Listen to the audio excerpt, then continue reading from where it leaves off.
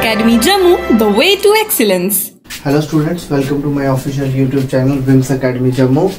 Myself Sajal Gupta, MSc Mathematics, and now I am going to start our first video, that is class 11th.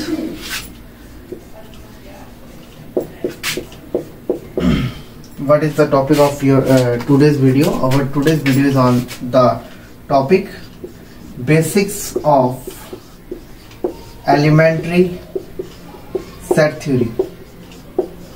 What is the basics of set theory? Sets की मैं बात करूं, class 11th में जो weightage रहती है वो है 6 मार्क्स की. काफ़ी बच्चों ने ये चीज़ें पढ़ ली होंगी स्कूल्स में ट्यूशन में या जो भी टीचर्स पढ़ा रहे हैं, तो सबने ये आपको सेट थ्योरी पढ़ाई होगी.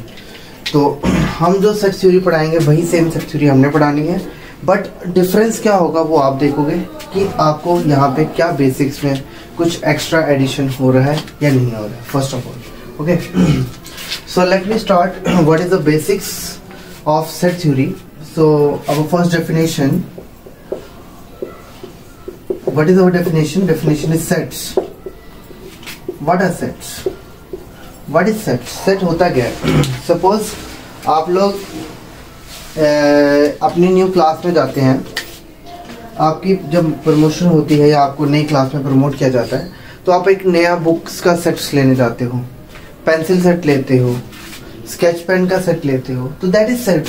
मैथमेटिक्स में भी सेट वही है, बस इसको लिखने का तरीका है.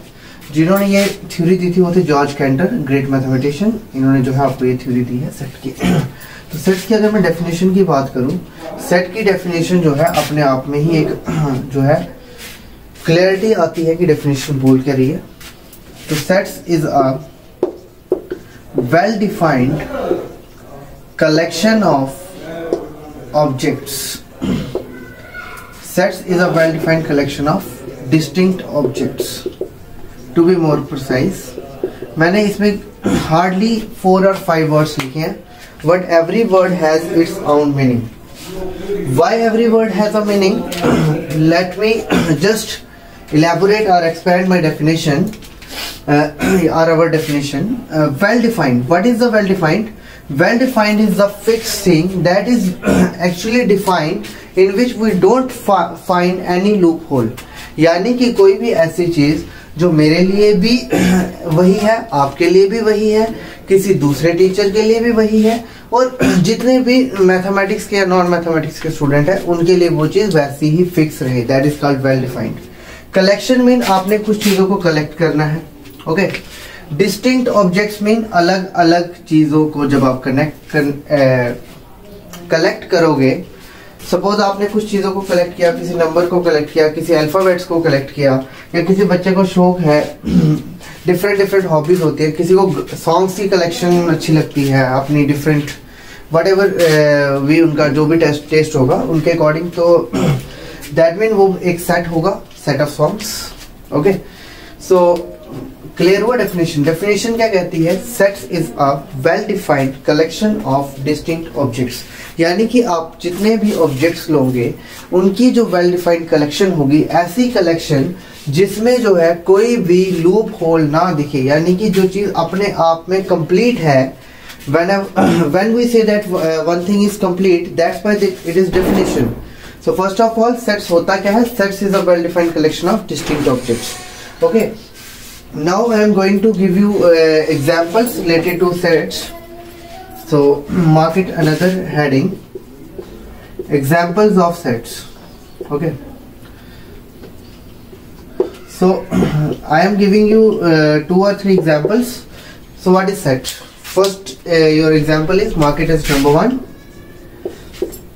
What is the suppose we have to collect set of vowels set of vowels in English alphabets. All of you are familiar with English alphabet?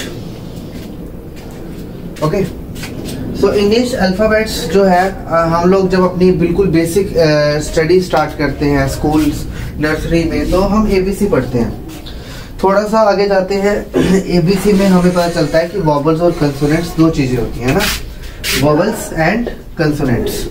सो इस कलेक्शन में मैं जो इकट्ठे करूंगा,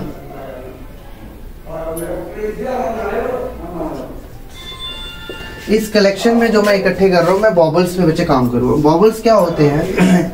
इंग्लिश अल्फाबेट्स की अगर मैं बात करूँ तो मेरे पास ए, ई, आई, ओ, यू, ये जो है ये फिक्स्ड है। These are the 5 vowels in our English alphabet. Whenever I can make a collection of vowels in English alphabet, I have to introduce all of these. So that's why it is a well-defined collection. Suppose in mathematics आप एक vowel छोड़ देते हो और किसी दूसरे जो दूसरा आपका फ्रेंड है, अगर वो उसमें आपको बता दे कि ये वेल डिफाइंड नहीं है, तो वो आपका सेट नहीं हो पाएगा। तो दैट्स वाई ये कलेक्शन जो है वेल डिफाइंड होना बड़ा जरूरी है, और इस वर्ड पे ही डेफिनेशन आपकी जो है पूरी स्ट्रिक्ट रहेगी। डिस्टिंक्ट क्यों है वो आपको आगे जाके फर्दर लेक्चर्स में पता चलेगा कि डिस्टिंक्ट क्यों लिए जाते हैं। ओके, नोट कर लीजिए। मैं आपको एक और एग्जांपल देता हूँ इसके।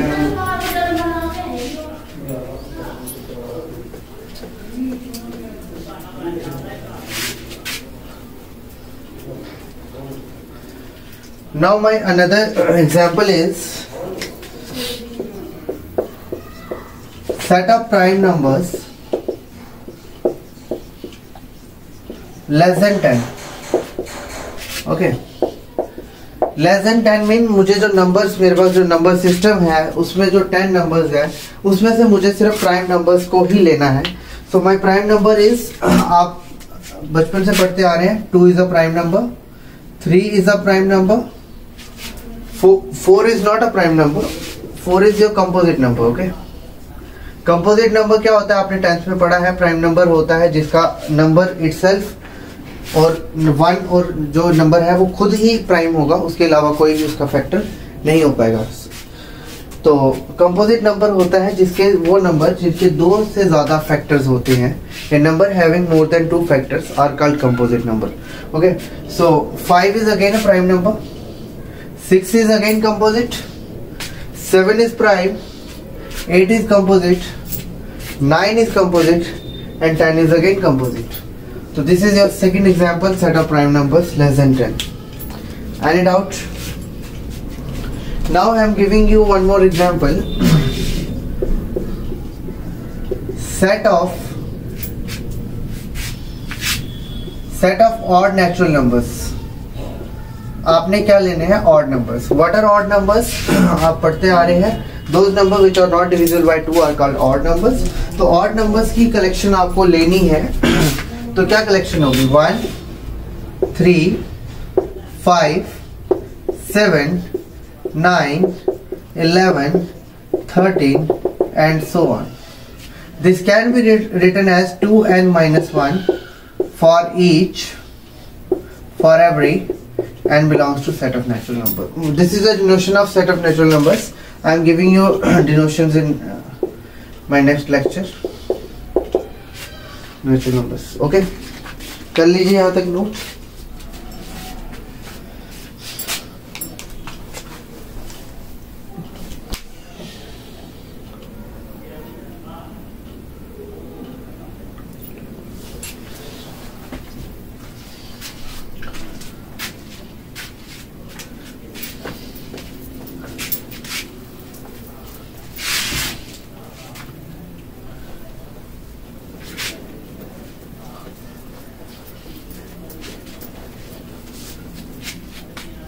अब जो हमने एक चीज यूज करनी है, प्लीज आप उसको एक नोट कर लीजिए, NOT नोट करके। What is this note? Sets are generally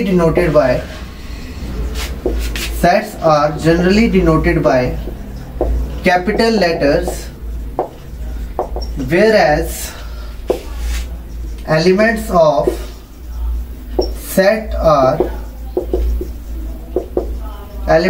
sets are denoted by small alphabets.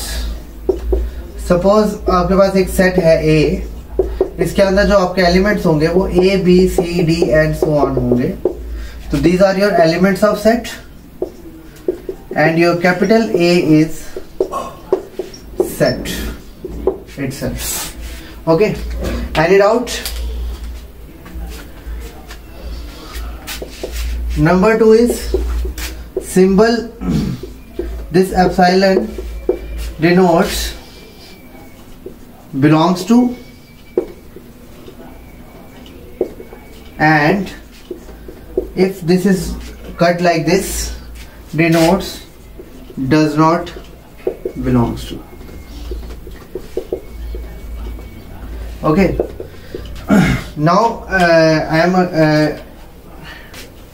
I had already show you what is set, denoted by, suppose I am giving you a set P. It has element 1, 2, 3 and 4, and I am asking you, is 0 belongs to set P?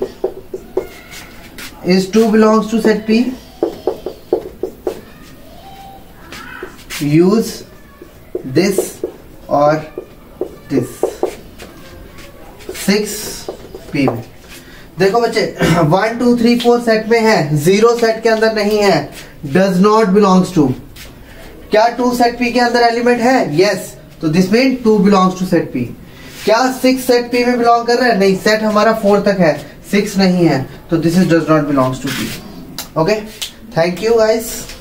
If you like my content, please share to other students as well. We are here just to help you out in our basics of elementary set theory.